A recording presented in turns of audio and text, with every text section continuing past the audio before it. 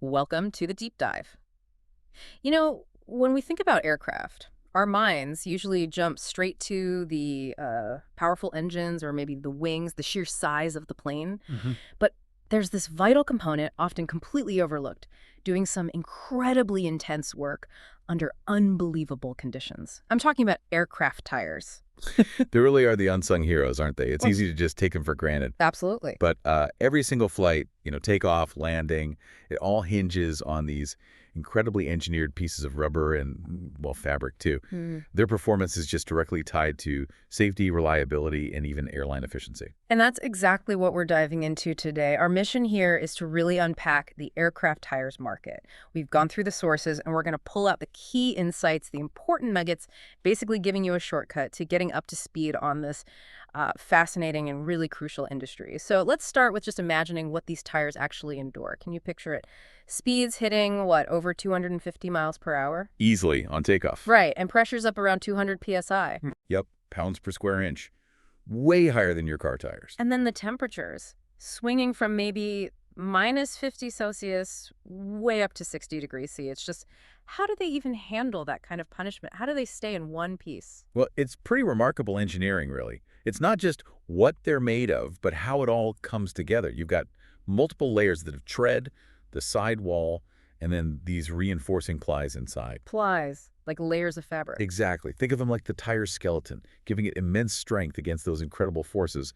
And it's all made from these very specifically formulated rubber compounds. So not just regular rubber. Oh, no, definitely not. These are like custom-designed polymers. Every ingredient is precisely chosen to handle that friction, the heat, the pressure, everything. They're absolutely indispensable, during launch landing, taxiing, for military planes, commercial jets, all of them. And I guess it's not a one-size-fits-all kind of deal, right? Yeah. Military aircraft must have even tougher requirements. Oh, absolutely. Fighter jets, huge transport planes.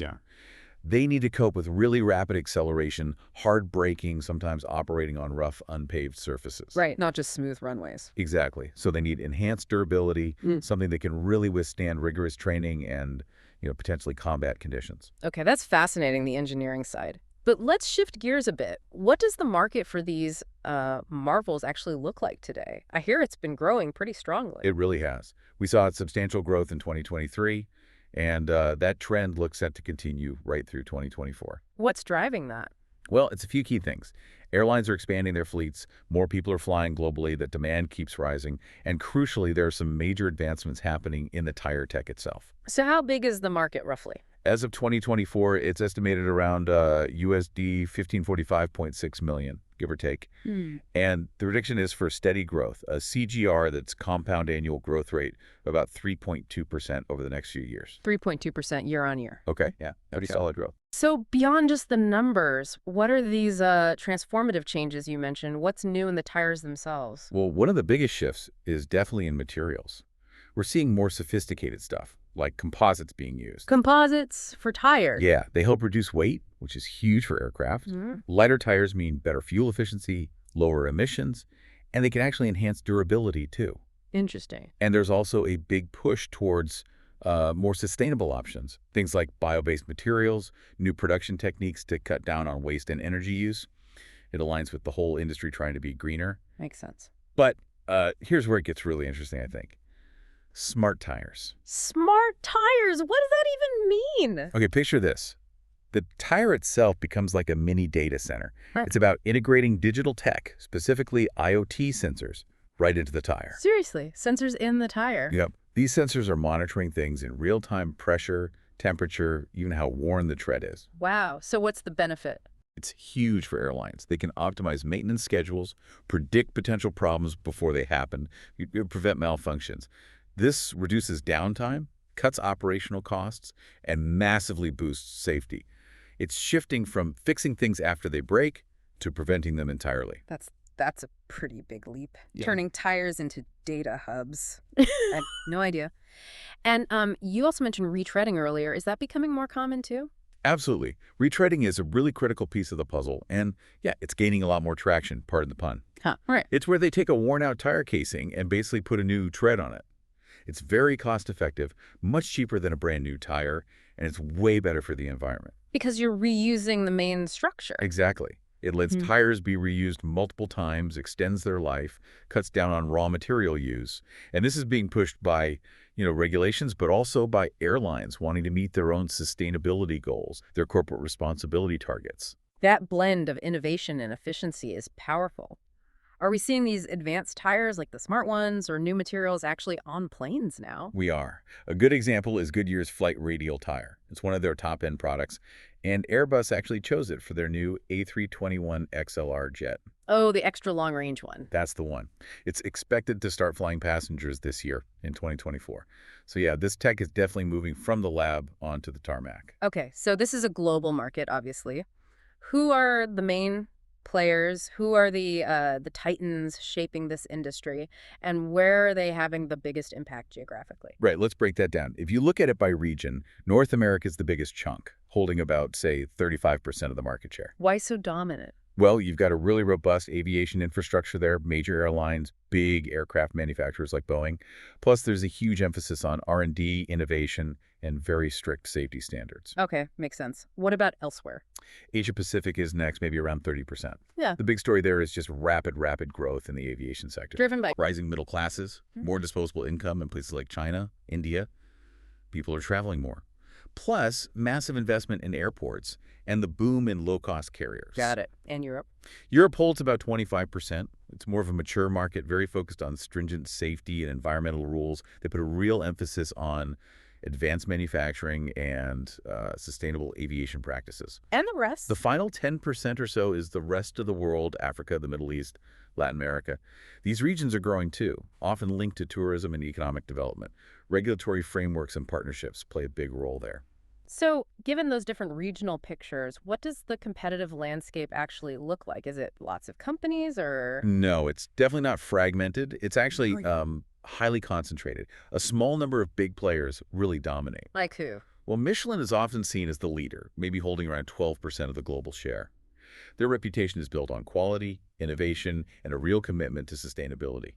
Their tires are known for durability, performance in tough conditions. Mhm. Then you've got Goodyear, probably around 6% share. They're known for having a huge distribution network focusing on longevity, and they do a lot of strategic partnerships with airlines and manufacturers. Right, like the Airbus example. Exactly. And Bridgestone is another major player, maybe around 4% share. They leverage their tech expertise and global reach, again, focusing on innovation and quality. So those three alone, that's quite a chunk of the market. It's actually pretty staggering. Those top three, Michelin, Goodyear, Bridgestone, collectively hold something like 85% of the global Like market. 85%. Wow. Yeah, it creates huge barriers for anyone new trying to get in.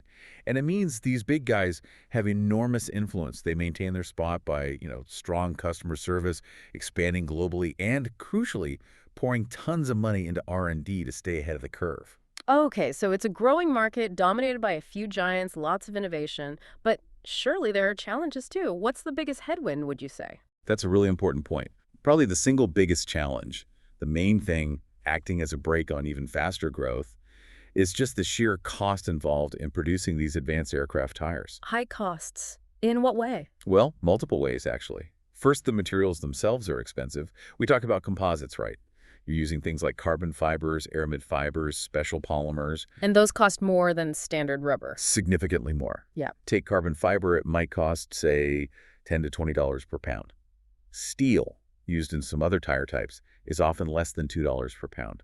That difference really adds up and inflates the production cost right away. Okay, material cost is one factor. What else? The manufacturing process itself, it's incredibly complex. You need highly skilled workers, specialized equipment, really state-of-the-art machinery. So big investments needed. Huge investments. Yeah. Manufacturers have to spend a lot on training their workforce too, because the precision needed is just immense. All that capital expenditure, it can definitely put off new companies or even stop existing ones from expanding as much as they might want to. And I imagine testing isn't cheap either. That's the third piece, and it's a big one. This raises a critical point. Getting these tires approved, they have to go through incredibly rigorous, time-consuming, and very expensive testing and certification. To meet aerospace standards, right? Exactly. Yeah. The safety standards are unbelievably high, as they should be. The FAA, the Federal Aviation Administration in the U.S., estimates that certifying a new aircraft component can cost upwards of $50 million. 50 million. Yep. And it can take 1 to 3 years, sometimes longer, depending on how complex it is. Yeah. That kind of financial and time commitment, it's a massive hurdle, especially for smaller companies that just don't have those kinds of resources. Wow. Okay. So high costs are definitely a major restraint. Given all that the growth drivers, the tech leaps, these challenges, what's the outlook? What does the future hold for aircraft tires? Well, the main engine driving things forward will almost certainly continue to be the growth of commercial aviation itself. As the global economy keeps ticking along, more people want to fly, which means airlines need more planes. And more planes mean more tires. Simple as that. And the scale of projected passenger growth is really something to keep an eye on. Agaye, that's the International Air Transport Association, they predict global passenger numbers could hit over 8.2 billion by 2037. 8.2 billion. That sounds huge. It is. It's nearly double the number from 2018. Mm. This is being fueled by, low-cost carriers making travel more accessible, rising incomes, especially in emerging economies. Asia-Pacific is expected to be a massive driver here, accounting for more than half of all new passengers over the next couple of decades. And that passenger growth feeds directly into fleet expansion, I suppose. More planes being ordered. Exactly. Boeing's latest market outlook from 2023 projects the global commercial fleet will almost double between 2020 and 2040, going from roughly 25,000 aircraft to over 48,000. Doubling the fleet. That's incredible. It is. And here's the really interesting link back to tires. This expansion, particularly with all the new generation aircraft coming online planes designed for better efficiency sustainability. Right. They need advanced tires to match. Precisely. They'll drive demand for high-performance tires that meet ever tougher standards for safety, durability, and increasingly environmental impact. So sustainability is a key thread running through the future here. Definitely. It ties everything together. Airlines are under pressure to cut fuel burn, reduce emissions. Advanced tires lighter, longer lasting, easier to retread or recycle, they play a direct role in that. Better fuel efficiency, less waste. It's all part of moving towards a more circular economy in aviation. It's amazing how much relies on these components. Are there any, really futuristic concepts floating around? Well, for a glimpse of maybe where things could go, look at Kumho Tires. Back in September 2022, they won a design award for something called the Airborne Tire. Airborne tire. Yeah, it's an electric tire concept designed for future urban air mobility vehicles, think air taxis. And get this, it's designed to operate using magnetic levitation principles. Maglev tires. Okay, now that does sound like science fiction. Right, it shows the kind of blue sky thinking that's happening. The innovation definitely isn't stopping. Wow. Well, we've covered a lot of ground today, haven't we? From just how tough these tires have to be, through the market dynamics, the tech breakthroughs like smart tires, the challenges, and now looking towards future growth and even maglev concepts. It's been quite the journey, and I think what really stands out is that understanding this market, the aircraft tire market, it tells you so much more than just about tires. It's really a barometer, isn't it? For the health of the whole aviation sector, its pace of technological change and its commitment to becoming more sustainable and safer. That's a great way to put it. So, to leave you, our listeners, with something to think about, given those high manufacturing costs we discussed, the intense testing needed, and this huge global push for greener aviation, how might things change? Could we see new business models emerge? Maybe more shared innovation or partnerships becoming absolutely essential, especially for smaller airlines or those in developing regions, just so they can access these critical high-performance tires in the future? Something to ponder.